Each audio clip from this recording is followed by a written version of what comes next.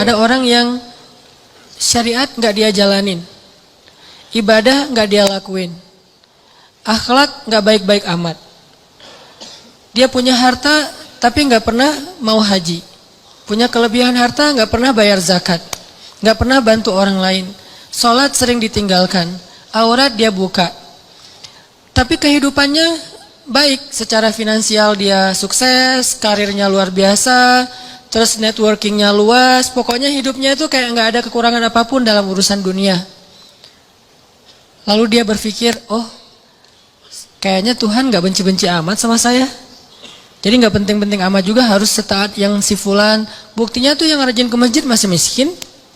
Buktinya tuh yang udah menjalankan syariat dengan baik masih susah. Buktinya yang udah haji ternyata kehidupannya nggak lebih baik dari saya. Artinya dia kegeeran, ngerasa bahwa dia itu diistimewakan oleh Allah Subhanahu wa taala, padahal dia tuh jauh dari Allah Subhanahu wa taala. Ini contoh kegeeran. Atau dalam pekerjaan dia melakukan pekerjaan-pekerjaan yang sebetulnya dia tahu itu nggak boleh. Hasilnya itu nggak halal. Pekerjaan yang menzalimi orang lain, baik menzalimi secara sengaja ataupun memang sistemik. Dia sengaja ngezalimin orang kayak curang dalam timbangan gitu kan ya. Atau secara sistem memang jenis pekerjaannya itu menzalimi orang lain sehingga nggak halal. Cuman dengan pekerjaan itu dia sukses gitu. Sedangkan ada temannya yang kata dia terlalu idealis, malah nggak bisa sukses kayak dia. Kegeeran, merasa bahwa oh sebetulnya ini sih nggak masalah kayak gini-gini amat. Yang penting kan saya nanti bantu anak yatim, fakir miskin, menyantuni panti asuhan kayak gitu-gitu untuk menghilangkan less guilty lah. Padahal dalam bahasa Al-Quran kadang-kadang Allah menyebut sanastadrijuhum min haitsu la ya'lamun. Ini dikenal dengan istilah istidraj. Istidraj. Apa itu istidraj? Pasti teman-teman pernah dengar. Istidraj itu Allah udah sampai ke tahap ngebiarin dia. Dan ini adalah paling bahaya dalam hidup seorang hamba, ketika dia dicuekin sama Allah. Kalau Allah masih perhatian sama dia, ketika dia salah Allah tegur. Ketika dia salah Allah kasih kesempatan. Ketika dia salah Allah kasih ujian. Supaya apa? Supaya dia insaf, terus dia balik kepada Allah Subhanahu wa taala. Kalau orang masih dikasih ujian, masih dikasih musibah, masih ditegur sama Allah dengan niat supaya dia balik, sebetulnya Allah masih perhatian sama dia. Justru ketika ada orang yang bikin dosa, terus Allah biarin aja, nggak ada masalah setelah dia bikin dosa dan seterusnya, kayaknya hidupnya tuh lempeng, nyaman. Sebetulnya Allah lagi nyuekin dia, dan dicuekin Allah itulah seburuk-buruk kondisi seorang hamba. Makanya ada surat, pembukaannya itu adalah kata-kata cuek. Makanya surat itu kalau kita baca nggak boleh pakai bismillah. Ta'awuz langsung ke ayatnya. Yaitu surat apa? Surat Baro'ah. Atau nama lainnya adalah At-Taubah. Baro'atun. Arti Baro'atun tuh terserah lu deh gitu. Baro'atun tuh arti lainnya terserah kamu deh. Atau saya udah nggak mau ikut-ikutan ya. Atau bahasa lain udah cuek aja deh, biarin aja dia sendiri. Atau bahasa sosmednya Allah unfollow sama dia. Masih mending unfollow, masih bisa dilihat di history ya. Di blog, ini baro'atun. Kalau dalam bahasa surat yang lain, zarhum, biarkan mereka. Yakhudu wa yal'abu, bersenang-senang, bermain-main. Ini paling bahaya. Dan orang dalam kondisi kayak gini, kadang-kadang kegeeran. Cuman kita husnuzon ke Allah, Allah nggak baro'ah sama kita. Jangan sampai ada kesan gini teman-teman. Kita dulu mungkin pernah mengalami masa-masa yang kelam gitu ya. Atau kalau bahasa ustadz mah, atau bahasa fikih jahiliyah. Pernah mengalami masa-masa jahiliyah, banyak dosa, jauh dari Allah, ninggalin sholat, kayak gitu-gitu. Hampir semua dosa-dosa besar itu kita pernah ngelakuin. Pas udah hijrah, kita ngomong gini, ada untungnya juga sih ustadz, saya dulu pernah nakal. Kalau enggak saya jadi enggak kayak gini sekarang. Kalau enggak saya jadi enggak tahu kalau itu ternyata bahaya. Jadi dengan saya pernah nakal dulu, sekarang saya bisa ngedidik anak saya. Saya tahu anak saya kalau ada indikasi-indikasi mulai nakal nih, saya tahu banget. Karena saya dulu pernah kayak gitu. Enggak ada untungnya teman-teman. Yang harus kita syukuri bukan kita pernah nakal. Yang harus kita syukuri, kita pernah nakal tapi Allah masih kasih kita kesempatan. Itu yang kita syukuri, kesempatan tuh. Sampai akhirnya kita bisa berhijrah, Allah kasih hidayah, itu yang kita syukuri. Alam yajidaka yatiman fa'awa wa wajadaka dhallan dol. Kenapa dol itu kayak panjang bacanya? Karena sesat jauh gitu kan ya. Kita pernah tersesat jauh. Dan tersesat itu bukan hanya soal akidah, tersesat dalam masalah ketaatan, kita nggak taat kepada Allah, tersesat jauh, sibuk dengan dunia, kemudian kita foya-foya, jauh banget dari Allah. Wa wajadaka dhallan fahada. Allah tarik balik kepada kebaikan. Yang harus kita syukuri bukan dolnya, tapi fahadanya, hidayahnya. Karena kalau kita berpikir, untung juga saya dulu pernah nakal, ini bagian dari kita salah faham terhadap Allah. Jadi nggak ada baiknya kita pernah nakal, nggak ada baiknya kita pernah bandel, nggak ada baiknya kita pernah jahiliyah, pernah bikin dosa. Baiknya adalah alhamdulillah kita bisa taubat, bisa hijrah.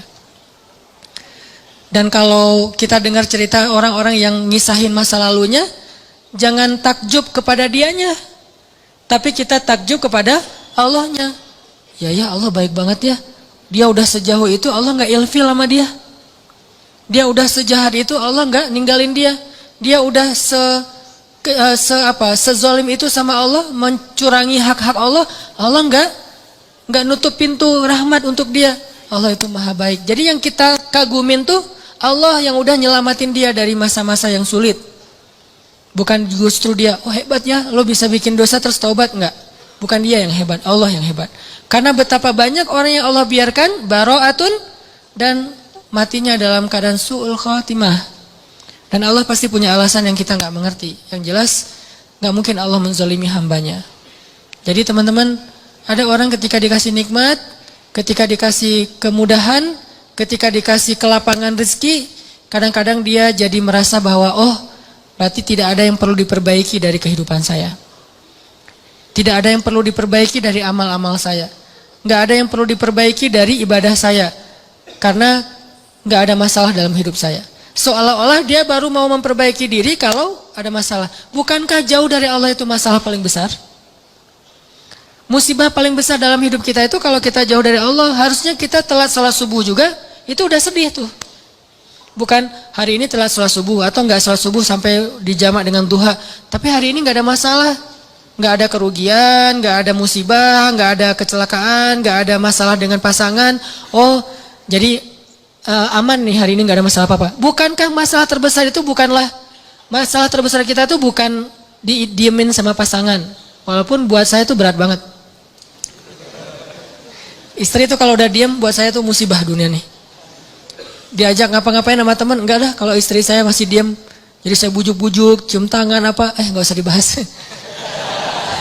Pokoknya gimana biar dia mau senyum dong, senyum, paksa-paksain senyum, akhirnya dia senyum, alhamdulillah. Tapi sebelum saya maksain dia senyum atau bujuk-bujuk kayak gitu, saya ngelobi langit dulu. Langsung wudu, sholat hajat. Ya Allah, engkau yang menggenggam hati istri saya. Balikin dong hati dia ke saya. Pas selesai assalamualaikum, pas ke kiri udah ada dia di sebelah. Drama banget sih. Nggak penting banget cerita kayak gitu. Yang jelas teman-teman, masalah terbesar kita bukan dicuekin oleh orang yang kita sayangin. Masalah terbesar kita bukan ada musibah atau kecelakaan di jalan. Masalah terbesar kita bukan nggak dapat proyek, tender kita nggak gol gitu. Masalah terbesar kita bukan sakit. Masalah terbesar kita dalam hidup kita itu adalah ketika kita jauh dari Allah SWT. Bisa jauhnya hari ini target tilawah nggak dapat, bisa jauhnya sholat nggak khusyuk, bisa jauhnya sholat kelewat, bisa jauhnya apalagi akhlak nggak benar, kok jadi hari ini saya kepancing emosi. Bisa jauhnya ada orang butuh pertolongan, ditolong oleh orang lain duluan, bukan kita. Padahal kita butuh nolong dia. Jadi bukan dia yang butuh kita, tapi kita butuh nolong dia supaya Allah nolong kita. Tapi hari ini nggak ada yang datang ke rumah kita, kan sedih tuh harusnya ya. Biasanya setiap hari ada aja yang minta tolong ke saya, tapi hari ini kok nggak ada ya. Itu harusnya jadi masalah besar buat kita. Itu aja udah bisa bikin kita nggak kegeeran. Dan nikmat terbesar dalam hidup kita bukan dikasih rezeki, walaupun itu kebaikan. Nikmat terbesar dalam hidup kita bukan dikasih pasangan, walaupun itu ya penting banget. Saya nggak berani ngomong nggak penting, bahaya nanti. Allah cabut lagi kan jadi jomblo, saya kan kasihan. Gak bisa ngebully orang. Nikmat terbesar dalam hidup kita bukan dikasih pasangan walaupun itu penting. Nikmat terbesar dalam hidup kita itu bukan kaya raya, walaupun itu pengen sih. Ada yang pengen miskin? Nabi Muhammad yang pengen miskin. Walaupun kita tahu itu baik tapi kita nggak berani. Kalau berani coba aja doa. Ya Allah, please dong miskinkan saya. Gak ada yang berani kan ya? Yang ada Allahumma rzuqni rizqan halalan thayyiban rizqan wasi'an, yang banyak, yang luas, yang halal. Gak ada yang berani, ya Allah kasih saya rezeki yang pas-pasan aja deh, jangan gede, jangan banyak-banyak amat nanti bingung mau diapain. Gak ada yang berani gitu. Umar doanya tuh pas lagi tawaf, ya Allah beri saya rezeki sesuai dengan kebutuhan saya. Jangan lebih dari itu, jangan kurang dari itu. Ini pertengahan nih. Kayak gini aja kita nggak berani. Saya nggak berani doa kayak gini nih. Karena kalau dikasih gitu, Allah kok gini-gini amat sih. Karena yang kita butuhkan itu apa? Baju, tempat tinggal, kendaraan, makan, itu doang.